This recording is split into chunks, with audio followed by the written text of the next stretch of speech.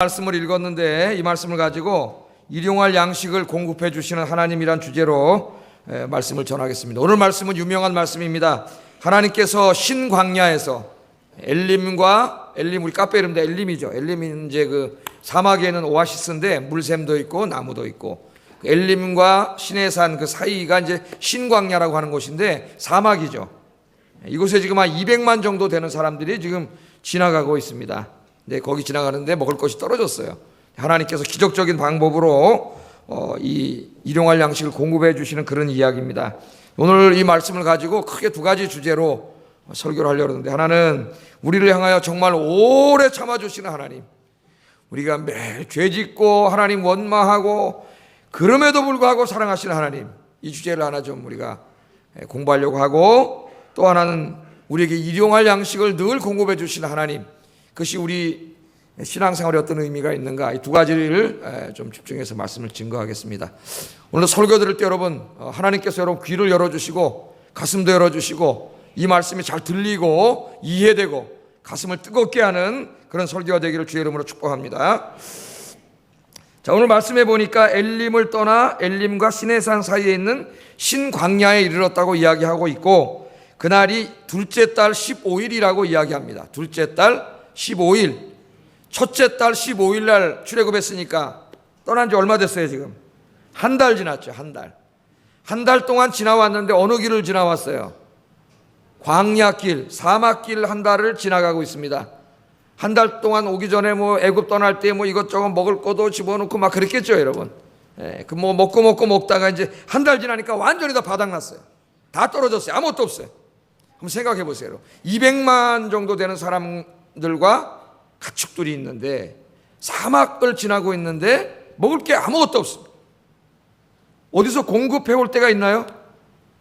공급해 올 때도 아무 데도 없습니다. 아무리 머리로 계산해도 이거 어디서 나올 데가 없습니다. 여러분, 제가 하나 질문하겠습니다. 여러분 인생을 사시다가 이런 상황에 직면한다면 여러분 어떻게 하시겠습니까? 다르게 한번 물어볼까요? 이제까지 살아오면서 그런 상황들이 많이 있었을 텐데 어떻게 하셨어요, 여러분? 이때 어떻게 하셨습니까? 하나님 원망하고 사람 원망하고 환경 탓하고 이렇게 사셨습니까? 여러분 어떻게 보내셨어요? 오늘 이 말씀에 보면은 이스라엘 이 백성들이 이 지경에 딱 처해버리니까 모세와 아론을 원망하기 시작합니다. 그런데 이 모세와 아론 지도자를 원망했다고 하는 것은 곧 누구를 원망한 거라래요? 오늘 말씀이 하나님을 원망한 거예요. 모세도 원망하고 아론도 원망하고 하나님도 원망했어요. 2절 3절 같이 한번 읽어보겠습니다. 시작.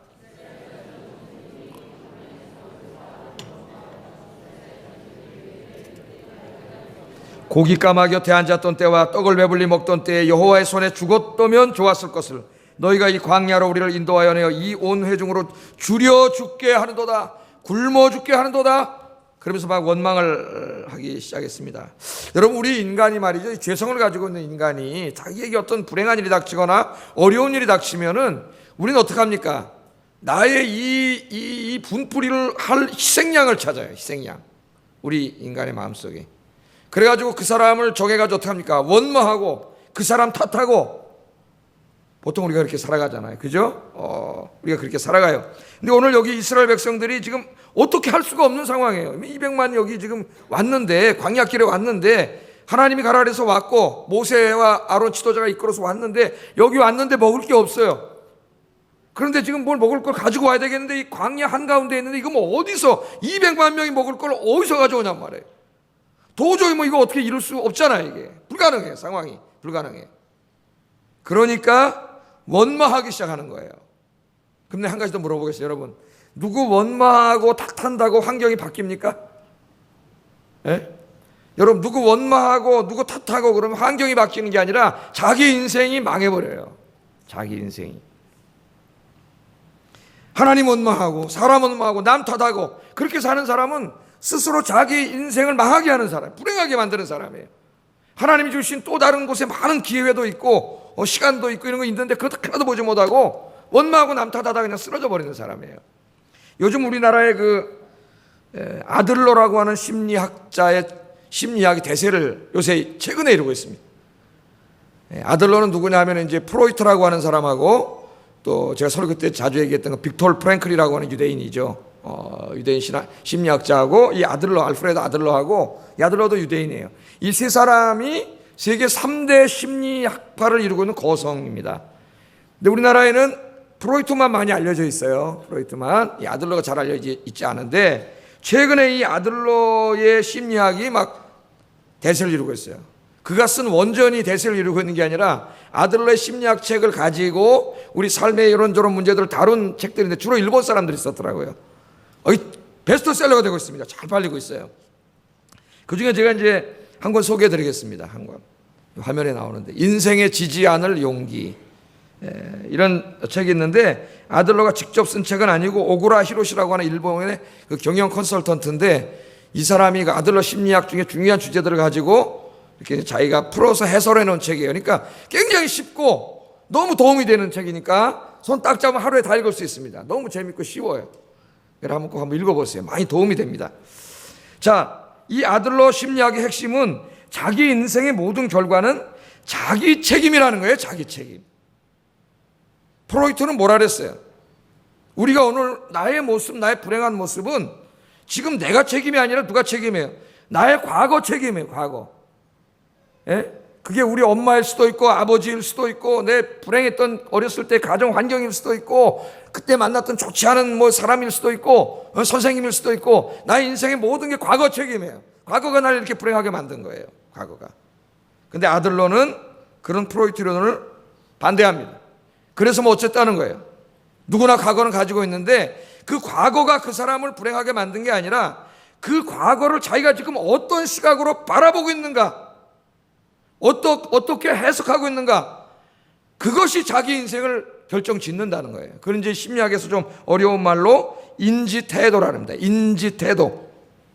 그러니까 과거나 사람이나 환경 등을 내가 어떠한 시각으로 바라보는가, 그것을 어떻게 인지하는가 하는 그 태도, 인지태도가 중요하다는 겁니다. 인지태도. 그러니까 이 아들러에게서는 인지태도를 바꿔야지 행복해지는 것이지, 인지태도를 그렇게 부정적으로 가지고 있는 사람은 절대로 행복한 삶을 살 수 없다는 거예요. 그러니까 누구 책임이에요? 과거 책임이 아니라 우리 엄마 아버지나 우리 불행한 가정 환경 책임이 아니라 그 불우했던 환경을 내가 지금 어떻게 받아들이고 있는가 하는 전적인 자기 책임이라는 거예요. 아들러는. 그러므로 자기가 얼마든지 새로운 인지태도를 가지고 행복한 미래를 살 수 있다고 이야기합니다. 아까 책 제목이 뭐예요? 인생에 지지 않을 용기예요. 지지 않을 용기. 예를 들면은 똑같은 엮이는 가정에서 자란 사람들이 있습니다. 뭐 아버지 엄마는 알코올 중독하고 이혼하고 맨날 때리고 폭력이 난무하고 이런 가정에서 자란 아이들이 많은데, 어떤 사람은 그런 자기 과거를 매일 원망하고 부모 탓하고 그렇게 살다가 아무 일도 하지 않고 그냥 불행한 인생으로 마치는 사람이 있는가 하면은, 또 어떤 사람 비록 그런 과거가 있었지만은 그것들을 오늘 좀 긍정적인 시각에서 바라보고, 좌절하지 않고 남 탓하고 원망하지 않고 그런 것을 긍정적으로 바라보면서 오늘 자기에게 주어진 일에 최선을 다하고 에너지를 쏟아부어서 남은 인생을 행복하게 사는 사람이 있어요. 그건 누구 책임이에요? 과거 책임이 아니라, 그 사람 책임이 아니라 전적으로 누구 책임이에요? 내 책임이라는 거예요. 내 책임. 그러므로 행복한 현재와 미래를 위해서는 과거 자체가 아니라 과거를 바라보는 인지 태도가 중요하다는 겁니다. 여러분, 이스라엘 사람들을 한번 이거 보세요. 이 사람들은 병든 사람이에요. 병든 사람. 부정적인 인지 태도가 고착된 사람들입니다. 출애굽기부터 쭉 읽어보세요. 조그만 힘든 일이 있고 어려운 일이 생겨요. 물이 없거나 뭐 먹을 게 없거나 햇볕이 너무 쨍쨍 내려쬐거나, 그럼 이 사람들은 바로 어떻게 해요? 원망합니다. 모세 탓하고 아론 탓하고 하나님 탓하고, 하나님 원망하고 모세 아론을 원망해요. 그러니까 그러한 것을 받아들이는 인지 태도가 병든 사람들이에요. 모든 걸 부정적인 것으로 바라보고 원망하는 사람들이에요. 그래서 이들은 결국 망했습니다. 맨날 남만 원망만 하다가 하나님 원망만 하다 광야에서 다 죽어버렸어요. 약속의 땅에 들어가지 못했습니다. 우리는 과거를 바꿀 수 없습니다. 여러분, 과거 바꿀 수 있어요? 과거 이미 벌어진 일을 어떻게 바꿔? 그러므로 과거에 고착되어 사는 사람은 불쌍한 사람이에요. 과거를 바꿀 수 없어요. 그러나 우리의 미래는 바꿀 수 있습니다. 여러분에게 달려 있습니다. 부모를 원망하고 환경을 탓해봐야 바뀌는 것 아무것도 없습니다. 과거와 현재의 환경을 바라보는 부정적인 태도는 자신을 불행하게 하고 자신의 불행한 인생을 만들 뿐입니다.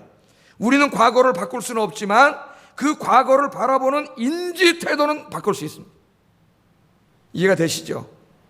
나의 그 과거를 내가 어떠한 시각으로 바라보느냐는 건 전적인 내 책임이에요. 내 책임. 내가 그걸 어떻게 바라보느냐 하는 그것이 내 인생을 결정합니다. 특별히 우리는 기독교인으로서 우리의 인생은 하나님의 섭리임을 믿습니다. 제가 설교했죠. 그것이 힘든 일이고 고통스러운 일이 내게 벌어졌겠지만, 그런 엮이는 과정이 있었겠지만은 내가 다 알지 못하지만 거기에는 내 인생을 향한 하나님의 섭리가 있음을 믿어요. 그렇기 때문에 우리는 그런 불행한 과거를 부정적으로 바라보지 않고 어떻게 해요? 하나님의 섭리의 관점에서 바라봐. 긍정적으로 바라봐요. 그렇기 때문에 남 탓하고 원망하지 않습니다. 그것을 하나님의 섭리로 받아들이면서 어떻게 해요?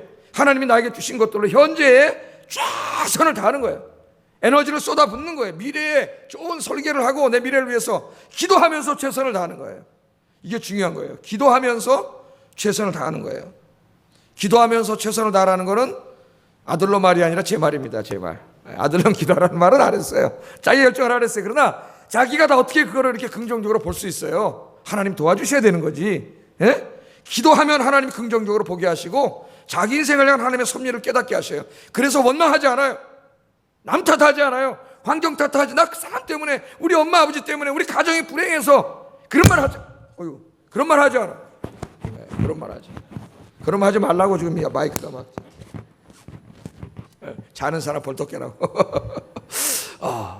하나님이 다 주신 거예요. 섭리하신 거예요. 감사하면서 자기의 과거와 사람과 환경을 긍정적으로 받아들이면서 거기에 하나님의 뜻이 있음을 깨달으면서 여러분 열심히 기도하시고 오늘 여러분에게 주어진 일들에 최선을 다하는 여러분 되시기를 주의 이름으로 축복합니다. 이게 오늘 하나 중요한 포인트예요. 두 번째 포인트는 지금 식량이 떨어졌습니다. 식량이 떨어졌어요. 자, 그러면 이스라엘 백성들이 어떻게 돼요? 지금 병들었어요. 이 사람들은. 이 사람의 인지 태도는 뭐라 그랬어요? 남 탓하고 원망하는 거예요. 자기 힘들면 남 탓하고 원망해. 아무것도 안 해요. 자기 할 일을. 맨날 남 탓하고 원망만 하는 거예요. 뭐가 치료받아야 돼요? 이 인지 태도가 치료받아야 돼요. 심리학적으로 말하면 인지 태도가 치료받아야 돼요. 이 부정적인 마음이 치료받아야 돼요. 이걸 치료받지 않는 한 이 사람은 평생 불행하게밖에 못 삽니다. 혹시 여러분 그런 분 있어요? 기도하세요. 고치세요. 주님이 만져주실 줄로 믿습니다. 원망하지 말고 여기 무슨 하나님 뜻이 있나 보다. 아니 며칠 전에 엘림에서 물샘도 있었고 나무도 있었고 며칠 전에 또 마라에서는 쓴물도 하나님 달게 해주셨잖아요. 그런 거 경험했잖아요 이미. 여기 하나님 뜻이 있나 보다 감사하게 받아들이면서 기도하면서 최선을 다하면 되는데 바로 원망을 한단 말이에요. 여러분들은 원망하지 말고 기도하시기를 주의 이름으로 축복합니다. 그런데 오늘 말씀해 보면 참 기가 막힌 하나님의 사랑 이야기가 나와요. 이스라엘 백성이 원망하는데 하나님은 주십니다. 원망하는 소리를 들었다 그러는데 주셔요. 9절 한번 읽어보겠습니다. 시작.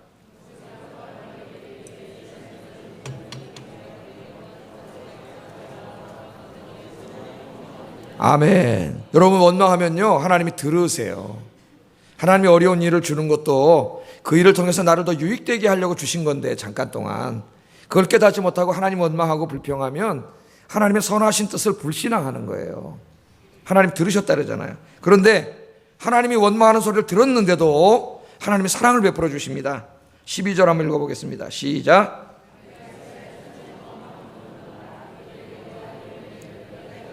고기를 먹고 아침에는 떡으로 배부르리니 나는 여호와 너희 하나님인 줄 알리라 하라 하시니라. 아멘.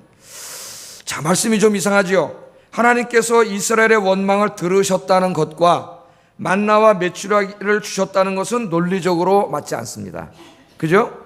원망을 듣고 책망하셨다고 말하거나 혹은 기도를 듣고 응답하셨다고 해야 논리적입니다. 신학적이고 보통 성경에 이렇게 나와 있잖아요. 그런데 오늘은 그렇지 않아요. 뭘 말하는 겁니까? 원망했으나 하나님이 주셨다 그래요. 무엇을 말합니까? 우리를 향하여 오래 참으시는 하나님의 사랑은 인간의 논리로는 설명할 수 없다는 것입니다. 이해할 수 없는 거예요. 우리는 뭔가 사랑하려면 사랑하는 뭔가 인과관계가 있어야 사랑이 되지 않습니까? 하나님의 사랑은 그렇지 않아요. 하나님의 사랑은 논리적이 아니에요. 하나님의 사랑은 무조건적인 사랑이에요. 저와 여러분이 사랑받을 무슨 자격이 있어서 사랑하시는 게 아니에요. 우리 늘 하나님 앞에 죄 짓지만은 하나님의 사랑은 우리가 뭐 착한 일을 사랑하는 게 아니라 하나님 우리를 무조건적으로 사랑해 주시는 줄로 믿습니다. 자격이 없음에도 불구하고 하나님 우리를 사랑하셔요. 그러나 끝까지 그렇게 하시는 건 아니에요. 나중에 이스라엘 백성들이 지금은 신앙이 어리기 때문에 하나님이 받아주시지만 나중에는 받아주시지 않으세요. 10번이나 하나님을 원망하고 불신앙했을 때는 결국 이 사람들이 약속의 땅에 들어가지 못하고 광야에서 죽습니다. 다 죽었잖아요, 여러분. 예? 신앙이 어릴 때는 하나님이 이해해 주시지만 이제 신앙생활 꽤 한 사람이 계속 그렇게 불신앙의 길을 가면 하나님의 인내에 끝이 있어요. 끝이. 여러분 죄 짓는 것도 마찬가지예요. 하나님 죄 져도 용서해 주세요. 기회를 주세요. 계속 기회를 주세요. 그런데 어떤 사람은 미련해서 깨닫지 못합니다. 내가 이런 일 해도 아무 일 안 생기네? 그리고 담대하게 더 죄를 져요. 하나님이 죄를 쌓아놓고 있는지는 몰라. 나중에 심판이 떨어지면 그 사람은 길이 없어요. 길이. 하나님께서는 이처럼 우리를 사랑하시는데 우리가 믿음이 없고 죄를 짐에도 불구하고 불신앙적인 행동을 함에도 불구하고 우리가 자격이 없음에도 불구하고 하나님 우리에 대해서 오래 참으시고 사랑해 주십니다. 우리가 지금 이 시간에 예배를 드리고 오늘 이렇게 건강한 모습을 갖추고 있는 것도 하나님이 오래 참아주시기 때문이에요. 제가 하나님이면 아마 저는 한 100번도 더 죽었을 거예요. 아마 일부 예배 때 10번이라 그랬는데요, 내려가서 보니까 100번도 더 될 것 같아요. 100번도. 예? 하나님이 참아주시지 않았다면 벌써 다 죽었을 거예요. 이 죄로 하나님이 참아주시는 거예요. 예? 하나님께서 오래 참아주지 않았으면 저와 여러분은 벌써 우리의 죄로 인해 하나님의 심판받고 지옥에 다 떨어졌습니다. 그러나 하나님께서 내가 날마다 죄 가운데 살고 있음에도 불구하고 오래 참아주시고 외아들까지 보내주시고 사랑하셨기 때문에 저와 여러분이 오늘 이 시간에 나와 이렇게 감사 예배 드리게 된 줄로 믿습니다. 내가 구원받은 것 전적인 하나님의 은혜입니다.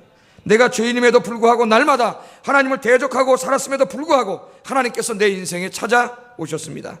나의 모든 죄를 사하시고 구원해 주시고 영원한 생명을 주셨습니다. 하나님 백성이 되어 하나님 나라에서 영원히 살게 하셨는데 이 모든 게 다 하나님의 은혜예요. 내가 뭐 의로워서 주신 게 아니에요. 하나님의 은혜입니다. 나를 지으신 이도 하나님, 나를 부르신 이도 하나님, 나를 지금 이 시간까지 인도해 주신 이도 하나님, 내 인생의 모든 것들을 공급해 주신 분도 하나님, 내 인생 자체가 하나님의 은혜인 줄로 믿습니다. 이 은혜를 기억하면서 늘 감사 또 감사 감격하며 사시기를 주의 이름으로 축복합니다.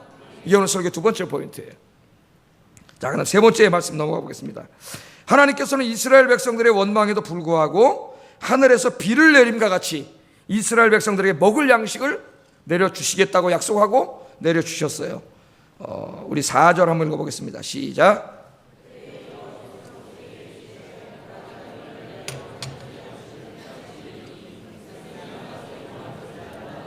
12절도 읽습니다. 내가 이스라엘 자손의 원망함을 들었노라. 그들에게 고하여 이르기를 너희가 해질 때에는 고기를 먹고 아침에는 떡으로 배부르리니 나는 여호와 너희 하나님인 줄 알리라 하시니라. 13절 14절 계속 읽습니다. 저녁에는 메추라기가 와서 진에 덮이고 아침에는 이슬이 진 사면에 있더니 그 이슬이 마른 후에 광야 지면에 작고 둥글며 서리같이 세미한 것이 있는지라. 아멘. 자, 여러분 보세요. 200만 명이 뭘 먹고 살아요? 거기서 누가 그걸 갖다 줄 수가 있어요? 지금 현대 오늘 21세기라 할지라도 뭘로 거기다 갖다 공수를 해줄 거예요? 200만 명 있는 사막에다가. 그런데 하나님이 어떻게 하세요? 하늘문을 여시고 하늘 창고를 여시고 하나님이 어떻게 하셨어요? 공수해 주셨어요. 그러니까 우리가 볼 땐 불가능해도 그거는 우리 생각이고 하나님 볼 때는 불가능한 일이 없습니다. 여러분, 절망하지 마세요. 하나님 믿는 사람이 왜 절망합니까? 왜 좌절합니까? 여러분, 때로는 믿음이 좀 약해져서 잠깐 실망할 때는 있지만은 여러분 하나님 붙잡고 기도하세요. 절대로 원망하지 말고 기도하세요. 양식이 없으면 양식이 떨어졌다고 하나님께 기도하세요. 우리가 기도하면 하나님 주십니다. 광야인데요, 200만 명인데 어디서 줘요? 어디서 주긴 뭘 어디서 줘요? 하나님이 알아서 하세요. 그거 여러분 걱정하지 마세요. 그거는 하나님이 알아서 하시는 일이지 왜 하나님이 하실 일을 여러분이 걱정을 하세요? 어떤 사람은 하나님 할 일을 자기가 걱정을 해요. 여러분은 기도만 하세요. 나머지는 누가 알아서 하세요? 하나님이 알아서 하시는데 왜 하나님이 어디서 갖고 올까를 여러분이 왜 걱정을 해? 하나님이 알아서 하십니다. 예. 오늘 특별히 이 시편 이 105편 40절에 보면은 이 양식을 하늘의 양식이라 그래요. 하늘의 양식. 같이 한번 읽어보겠습니다. 시작.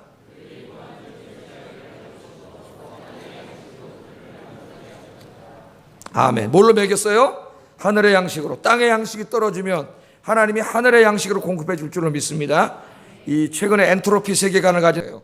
그래서 발전의 속도를 늦추고 옛날에 마차 타고 말 타던 시대로 돌아가야 된다.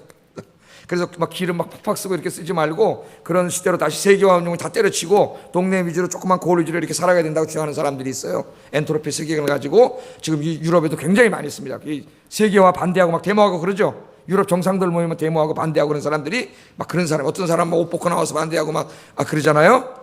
그런 사람들 그런 사람 염려하지 마세요, 여러분. 물리학으로 이해하면은 공급할 데가 없습니다. 끝이야. 그죠?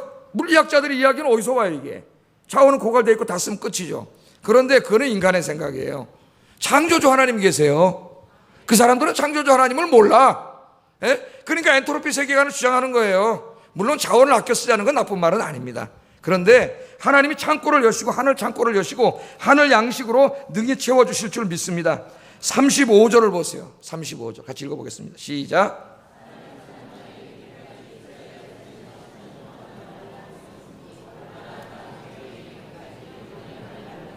아멘. 몇 년 먹었어요?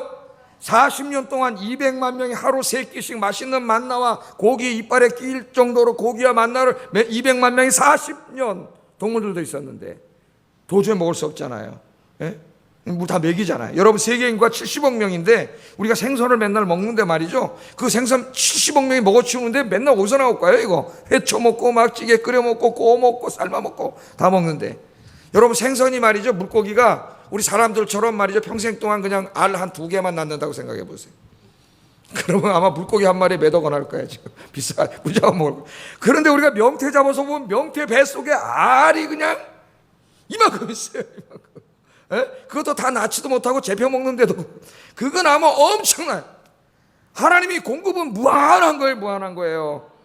그러니까 여러분 광야에 있다고 실망하고 원망하지 말고 기도하시기를 바랍니다. 기도하면 하나님 채워주세요. 8절 같이 한번 읽어보겠습니다. 시작.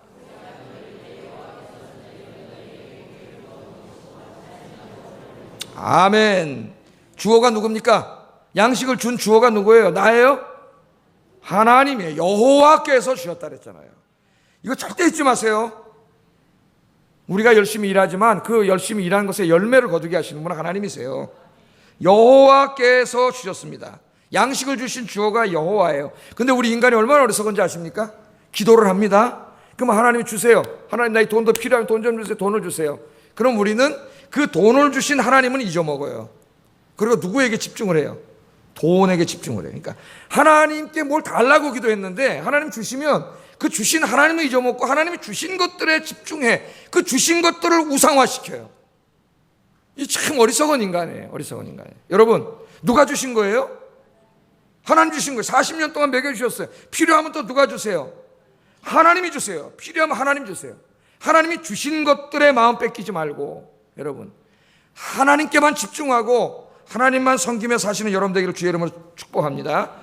정말 어리석은 사람들 너무 많아요. 막 달라고 와서 새벽 기도하고 금식 기도하고 막 그래서 하나님 직장도 주고 사업도 잘 되게 하고 돈도 많이 벌게 하잖아요. 그럼 하나님 잊어버려요. 그 다음 예배도 잘 안 드려. 기도도 잘 안 해. 건성건성 신앙생활에 하나님 주신 거 그 돈 이거 어떻게 굴려서 뭐 할까 땅 사고 맨날 이런 거나 하지.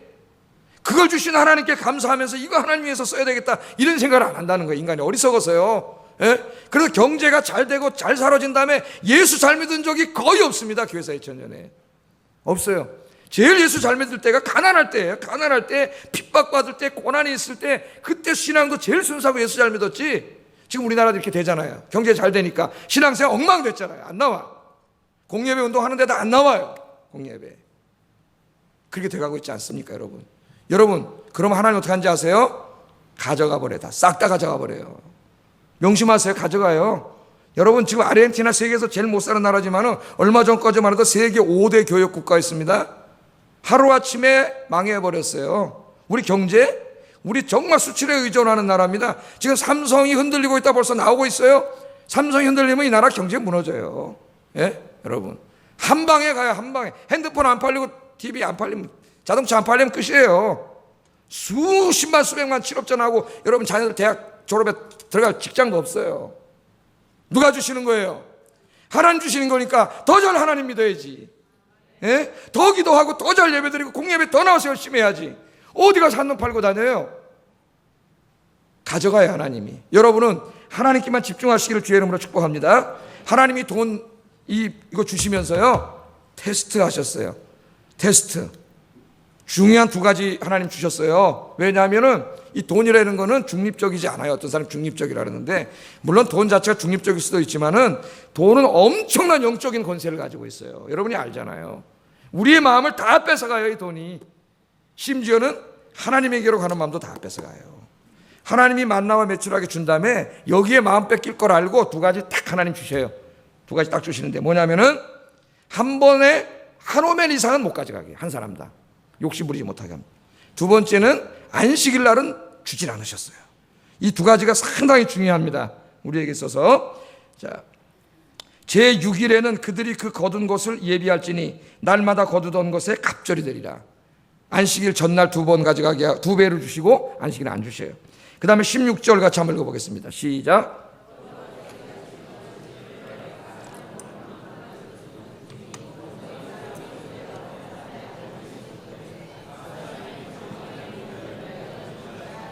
아멘. 이게 뭘 가르치기 위함이냐면은 안식일을 정해 주시고 안식일은 안 주셨어요. 일하지 못하게 하셨어요. 그렇게 함으로 뭘 가르쳐 주는 거예요? 하나님 주신 것에 집중하지 말고 하나님께 집중하고 하나님만 예배하고 섬기는 법을 가르쳐 주기 위해서 안식일은 일 못하게 하셨어요. 주지 않으셔요. 또 한 가지는 한 오멜 이상 가져가지, 욕심 부리지 못하게 하나님 그렇게 하십니다. 자, 먼저 보세요. 안식일에는 만나를 주지 않습니다. 안식일은 원래 구약은 토요일이니까 금요일 날 이틀치를 하나님이 주셨어요. 금요일만 두 오멜 가져오도록 하셨어요. 딴 때는 안 돼요. 딴 때는 안 돼. 네. 그렇게 함으로 안식일은 온전히 하나님을 예배하는 일에만 집중하도록 하셨고, 여기에서 안식일법이 나오고, 안식일은 일하지 말고 먹지도 말고 네 종도 일하지 말고 내 가축도 일하지 말라. 하나님이 그렇게 이야기합니다. 안식일에 만나 안 주셨어요. 네? 아무 대책 없이 안 주신 게 아니라 금요일 날은 이틀치를 하나님께서 주셨습니다. 그러니까 안식일 날은 나가서 가져오지 않아도 먹고 살게끔 하나님이 다 해주셨다는 거예요. 이스라엘 사람들 여러분 어떻게 했습니까? 순종했나요? 안 했나요? 순종한 사람도 있지만 많은 사람 순종하지 않았어요. 27절 한번 읽어보겠습니다. 시작. 아멘. 아니 안식일 날은 안 준다 그랬잖아, 하나님이. 예? 금요일 날 2개 2인분 가져오라 그랬잖아. 그런데 안식일 날 나간 거예요. 왜? 있을지도 몰라. 하나님 말씀 무시되는 거예요. 왜? 다른 사람은 안 나오니까 나 혼자 나가면 다 가져올 수 있잖아요. 하나님이 나가지 말라 안 준다 그랬는데도 안식일 날 나가는 거예요. 거기 나가서 그 일을 하는 거예요. 여러분, 하나님은 6일 동안 우리가 최선을 다해서 일하면 나머지 주일날 일하지 않아도 충분히 살 수 있게끔 하나님이 다 주셨습니다. 6일날 최선을 다해서 공부하고 최선을 다해 산 사람은 이 주일을 온전히 하나님께 드리고 하나님을 예배하고 봉사일에 다 드려도 아무 문제가 생기지 않도록 하나님이 세상을 창조할 때 다 그렇게 만들으셨어요. 근데 인간이 탐욕과 욕심에 사로잡혀 가지고 하나님을 신뢰하지 못하고 자꾸 어떻게 해요? 신약의 안식일은 주일날이잖아요. 일요일 나가요. 돈 벌러 나가요. 자꾸 자기 일을 해요. 예배를 소홀히 하고 봉사를 소홀히 하고 하나님을 온전히 섬기지 못하고 요새는 돈이 많아지니까 놀러 다녀요. 주일날. 그래서 예배를 새벽에 일부 예배를 만들어 달라 해서 만들어 놓고 7시 반 새벽 예배 드리고 오후에 골프 치러 놀러 가요. 그 사람이 무슨 하나님을 놀리는 겁니까 지금? 7시 반에 예배 드릴 수 있습니다. 일부 예배가 있다면 나머지는 주님 안에서 지내야 되는데 놀러 가기 위해서 그렇게 하는 거예요. 편의를 봐주기 위해서. 예? 교회도 또 편히 봐주기 위해서 그렇게 하는 거예요. 뭐 하는 짓거리인지 모르겠습니다. 지금 여러분, 주님은 여기 굉장히 상징적인 게 있어요. 안식일날 나가봐야 없어요. 여러분, 이날은 여러분 주님의 날이에요. 주님의 날. 욕심 부리지 말고 내가 주님을 온전히 섬기겠습니다. 그리고 주일날 나오세요. 주일날 나와서 예배 드린다는 것은 내가 하나님 주신 돈을 우상 숭배하지 않겠습니다. 이 돈에 집중하지 않겠습니다. 이 돈을 주신 분이 하나님임을 고백합니다. 예? 하나님만 섬기고 살겠습니다. 이것들도 주님 쓰실 때 얼마든지 드리겠습니다. 이거 고백하는 거예요. 돈이 하나님이 아니라 여호와를 하나님으로 섬기는 여러분 되기를 주의 이름으로 축복합니다. 그 다음에 보니까요, 한 오멜 이상은 못 가져가겠습니다. 한 오멜 16절 읽어보겠습니다. 시작.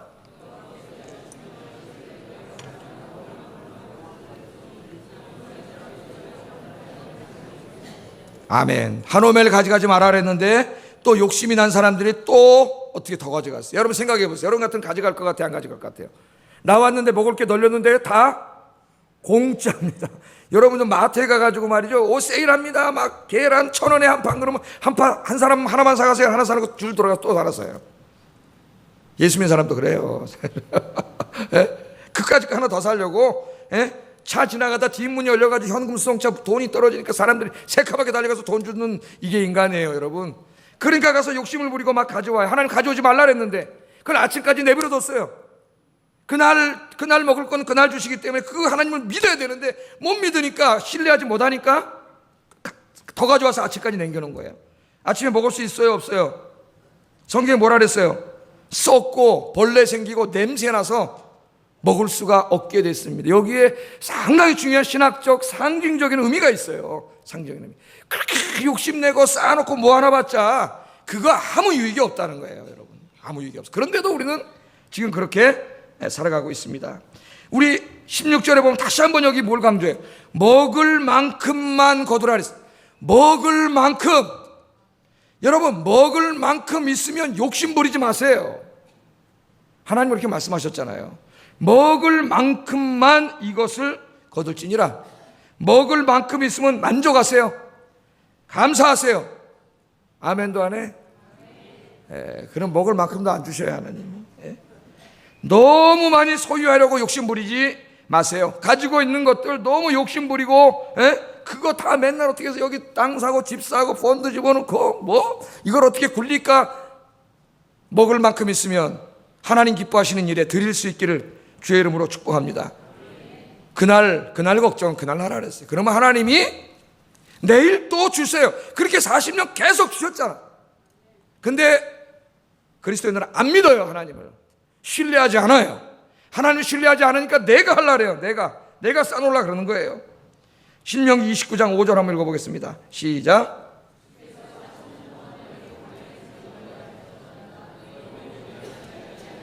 너희 발의 신이 헤어지지 아니하였으며. 아멘. 이거는 모세가 40년 돌아본 다음에 출애굽 2세들은 다 1세들은 죽었어요. 맨날 원망하고 그러다가 죽었어요. 그 자식들 모아놓고 하는 말이 40년 동안 여길 지나왔는데 너희 옷 찢어진 적 있냐? 신발이 다 달아 적 있냐? 물어보잖아요. 누가 다 주셨어요? 하나님 주셨어요. 이제까지 지켜주신 하나님이 남은 인생도 여러분 지켜주실 줄로 믿습니다. 먹을 만큼 있으면 감사하고, 먹을 만큼 이상 욕심 부리지 말고, 더 쌓으려고 그러지 말고 주님을 위해 드릴 수 있기를 바랍니다. 네. 자, 예수님께서는 이 말씀을 가지고 설교를 하셨어요. 설교를 하시고 기도를 가르쳐 주셨어요. 그게 주기도문인데 마태복음 6장 11절 같이 읽어보겠습니다. 시작. 네. 오늘날 우리에게 일용할 양식을 주옵시고. 이게 지금 출애굽기 지금 16장의 배경을 가지고 가르친 말씀이에요. 이 말씀이. 이 말씀은 단지 일용할 양식을 위하여 기도하라, 그런 말씀이 아닙니다. 물론 일용할 양식을 위해서 기도해야 됩니다. 그럼 하나님이 채워주세요. 그런데 그런 의미만 있는 게 아니에요. 더 깊은 의미가 있어요. 여기 아주 중요한 의미가 있습니다. 잘 들으세요. 주기도문 맨날 암송하잖아요. 내 돈 주세요, 떡 주세요, 밥 주세요. 그런 기도만 하라는 게 아니에요. 더 깊은 의미가 있어요. 이 기도는 일용할 양식을 주시는 분이 하나님임을 믿고, 내가 아니라 일용할 양식을 주시는 분은 하나님임을 믿고 세상의 방식대로 살지 말고 하나님의 방식대로 살라는 말씀이에요. 살겠다는 그런 다짐의 기도예요. 이스라엘처럼 하나님 말씀 거역하고 더 가져가려고 한 오멜 이상을 취하지 말라는 말씀이에요. 욕심 부리지 말고 먹을 만큼만 가지고 안식일에 돈 벌려고 예배 빼먹고 돈 벌려고 나가지 말라는 말씀이에요. 내가 돈 좀 더 벌려고 말이죠, 세상 사람들, 다른 사람들 아프게 하고 힘들게 하고 그렇게 거짓말하고 속이고 불의하게 살지 말라는 말씀이에요. 그렇게 하지 않겠다고 기도하는 거예요. 지금 기도. 그렇게 살면 우리의 아빠이신 하나님이 공급해 주실 줄로 믿습니다. 그렇게 고백하는 거예요. 주기도문이 지금 여러분 매일 주기도문 암송하면서 나가서 기도하고 나가서 자기 멋대로 살잖아요. 또 세상 사람들 사는처럼 거짓말하고 속이고 불의한 짓을 행하고 남 눈에서 피눈물 나게 하고 남 손해보게 하고 여러분 환경도 오염시키고 막 그렇게 사는 거 아니에요. 예수 믿는 사람들이 그 하나님 영광 다 가리잖아요. 예수 믿는 사람들이 세상에 나가서 여기에 이 주님이 가르쳐준 기도는 바로 그런 기도예요. 하나님이 아빠임을 믿습니다. 하나님이 일용할 양식을 공급해 주실 줄 믿습니다. 그러니 나는 이제부터 세상에 나가서 하나님의 방식대로만 살겠습니다. 하나님의 방식이 뭐예요? 하나님을 사랑하고 이웃을 사랑하는 사랑의 이중계명이에요. 하나님을 사랑하고 이웃을 사랑하는 그 세상의 방식대로 살겠습니다. 할렐루야. 또 이 기도는 이런 기도도 아닙니다. 나는 열심히 기도하면은 아무 일 안 해도 하나님 다 공급해 주신다. 그런 얘기가 아니에요. 예수 믿는 사람 기도만 하는 얘기가 아니에요. 열심히 기도하되 하나님의 방식대로 일하겠습니다. 잊지 마세요. 하나님의 방식대로. 여러분, 누가 그렇게 살 수 있겠습니까? 누가? 우리 예수님이요 이렇게 말씀했어요. 마태복음 6장 24절 한번 읽어보겠습니다. 시작.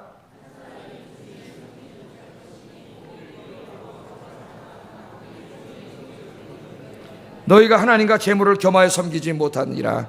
아멘. 하나님과 라이벌 신이 뭐예요? 돈이에요. 돈과 하나님은 겸하여 섬기지 못해요. 돈 사랑하면 하나님 사랑하지 못합니다. 돈에게 마음 뺏기면 하나님 믿지 못해요. 불가능함. 둘을 다 사랑하는 건 불가능함. 이것을 말씀해 주셨어요. 그러므로 우리는 일용할 양식을 주신 분은 하나님을 믿고 우리 아빠를 믿고 살아가야 되는데, 여러분 우리가 이 마귀가요 우리를 뭘로 쓰러뜨립니까? 항상 우리의 이 돈으로 쓰러뜨려요. 물질로. 우리 인간의 죄성이 가지고 있는 탐욕과 욕심을 부추겨 가지고 이 돈에 집중시키고 돈을 막 수단과 방법을 가리지 않고 돈을 벌게 만들어요. 이걸 성경에서는 맘모니즘이라 그래요. 맘모니즘. 현대의 우상은 무슨 이런 형상이 아니에요. 돈이에요. 돈을 사랑하는 거예요. 마귀가 막 끌고 댕겨요. 왜? 우리는 미래가 불안해. 90까지 산다 그래. 뭘 쌓아야 되겠어요? 그러니까 마귀가 요새 사람들 끌고 다니는 게 더 좋아졌어요. 막 끌고 다녀. 여러분, 이 마귀의 이 노예 상태로부터 벗어나려면은 하나님의 아빠 되심을 믿어야 됩니다. 하나님의 아빠 되심. 하나님이 우리의 아빠이심을 믿지 않는 사람은 마귀에게 노예가 될 수밖에 없습니다. 하나님의 아빠이심을 믿는다는 게 뭐예요? 하나님이 아빠로서 나에게 일용할 양식을 공급해 주신다는 것을 확신하고 오늘 내가 마귀에게 끌려다니지 않고 하나님의 말씀대로 사는 거예요.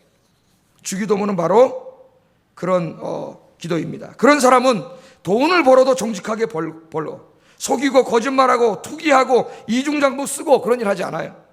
정직하게 일하고 그에 대한 정당한 대가만을 바랍니다. 욕심 부리지 않고 이웃들에게 나누어주는 삶을 삽니다. 돈이 목적이 아니라 누가 목적이에요? 하나님이 목적이에요. 하나님. 그래서 여러분 이제부터 주기도문 암송할 때 일용할 양식을 달라고 기도할 때 이 의미가 뭐라고요? 일용할 양식을 주시는 분은 우리 아빠 하나님인 줄로 믿고 오늘부터 직장에 나가거나 사업을 하거나 장사를 하거나 무슨 일을 하거나 세상 사람들이 하는 대로 하지 않고 하나님의 방식대로 하겠습니다. 아멘. 그렇게 여러분이 내일부터 나가서 살면은 이 세상이 뒤집혀요. 많은 사람이 여러분 통해서 하나님께 돌아올 줄로 믿습니다. 기도하겠습니다. 오늘 제가 세 가지를 크게 말씀을 드렸습니다. 나의 모든 삶에 대한 부정적인 인지 태도를 버리고 내 인생의 모든 것이 하나님의 섭리임을 믿고 그것을 감사하는 태도로 바라보면서 기도하고 최선을 다해 살게 해주세요. 첫 번째 기도고, 두 번째는 나를 향하여 오래 참으시는 하나님, 그럼에도 불구하고 필요를 공급해 주시는 하나님의 은혜에 늘 감사하며 살게 해주세요. 세 번째는 돈 사랑하고 돈에게 끌려다니는 인생이 아니라 하나님을 섬기고 이웃을 섬기는 인생이 되게 해주세요. 기도하겠습니다. 사랑하시는 하나님, 감사합니다.